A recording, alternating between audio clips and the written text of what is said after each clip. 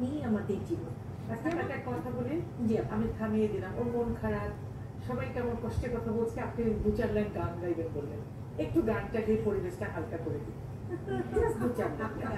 আমার পছন্দ হলে মিলে গেলে আমিও গাবো।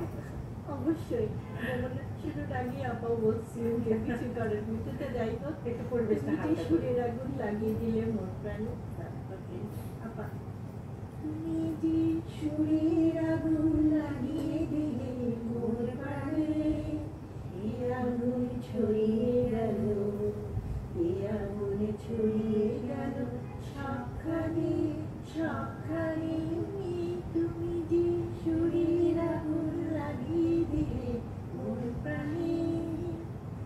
বাহ, এই যে সুরের আগুন লেগেছে, হাসো। আপনার গল্পটা শেষ হয়। জি আচ্ছা, আমরা যেটা বলছিলাম যে মানসিক ধাক্কা যেহেতু থাকবে, এই ধাক্কাকে আমাদেরকে কাটিয়ে ওঠাটাই হচ্ছে আমাদের সাকসেস এবং আমাদের চলার পথের সঙ্গী। তখনই আমাদের মুখে হাসি আসবে, তখনই আমরা ভালো থাকবো। তো সেই ক্ষেত্রে আমাদের অবশ্যই কিছু কিছু নিয়ম মেনে চলতে হবে। যেমন আমরা ডায়েট চার্টে বলি নিয়ম, কিন্তু সেই নিয়মগুলো গদবাঁধা না, আপনার জীবনেরই একটি অংশ। এটা যদি আমরা জীবনের একটি অংশভাবে চিন্তা করি তাহলে এটা আমাদের সহজ হয়ে যায়। খাবার খাবার সময় একটু চিন্তা করে খেতে হবে, যে খাবারগুলো স্বাস্থ্যসম্মত এবং ওমেগা 3 ফ্যাটি অ্যাসিডযুক্ত সবজি, প্রিয় খাবার প্রিয় খাবার থাকবে,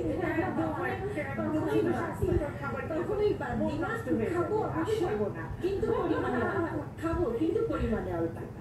একটা বয়সে এসে এখন মনে করেন আমি যে এজে এসেছি, জি আপনার যে বয়সে যাচ্ছে, একটা সময় তো অবশ্যই মানে এই হঠাৎ করে শুরু করার চেয়ে জীবনের শুরুতে আমরা এইটাই বলছি যে মানসিক চাপ এবং ধাক্কাটা সামলানোর জন্য ছোটবেলা থেকেই একটা মানুষের লাইফস্টাইল থেকে শুরু করে সবকিছু আমাদের একটা মোকাবেলা করবার মতো ক্ষমতা থাকতে হবে। তাদের ছোটবেলায় এটা একদিনে হবে না, এটা আমাদের আজকে 40 আপ আমরা অলরেডি হয়ে গেছে, তো সেটার পরে যদি আচ্ছা সেটা অবশ্যই আমিও বেশি, সমস্যা নেই আপনার। তো এই বয়সে এসে যখন আমরা এটা প্র্যাকটিস করবো সেক্ষেত্রে এটা আমাদের জন্য টাফ হয়ে যাবে। তো ছোটবেলা থেকেই এই মেন্টাল স্ট্রেসগুলো কন্ট্রোল করবার মতন এবং আমাদের লাইফস্টাইলে খাবার এবং আমাদের মনটাকে শক্ত রাখার জন্য সবকিছু মিলিয়ে একটা প্র্যাকটিস খুব জরুরি।